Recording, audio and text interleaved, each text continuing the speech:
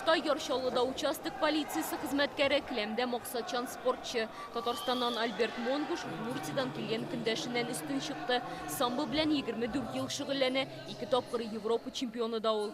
На это соревнование готовился очень сильно. Тырышып әзерләндем. Көндәшләр бик көчле, ярыш җиңелләрдән түгел. Максатым бер, җиңәсем килә.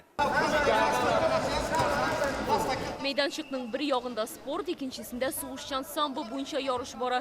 Икенче төрендә кагыйдә буенча сугу рөхсәт ителә.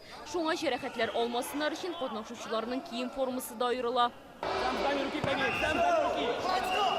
Масуд Адинаев бу спортта 4 ел Таҗикстанда җинаятьчеләрне эзләү бүлеге хезмәткәре. Үз-үзеңне саклау күнекмәләре кайда да кирәк булырга мөмкин ди.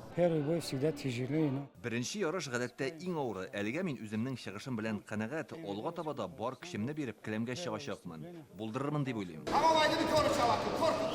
Катнашучылар Россия төбәкләреннән, Белоруссия, Үзбәкстан һәм Таҗикстаннан. Бүген келәмгә 200-дан артык ириге чыкты. 5-се Татарстандан яклый. 58, 64 һәм 71 килограммга кадәр авырлык категориясендә чыгыш ясыйлар. Самбо – это один из видов, который зародился именно в России. Самбо Россиядә барлыкка килгән спорт түре, аеруча хокук саклау органнары арасында үсеш алган. Узган ел аны Олимпия уеннарына да кертеләр. Мин бу спорт түрендә безнең җиңүчеләребез күп булыр дип уйлыйм. Ярыш келәмнән кымга күчте. Пляж футболы буенча беренче уенда Краснодар һәм Ульяновскидан килгән катнашучылар очрашты. Үз осталыкларын бу спорт түрендә барлыгы 5 команда күрсәтә. Конечно же, особенно вратарям. Комда уйнавы авыррак, аяк киемендә тупны башкачарак сизәсең, тибүе дә җайсызрак.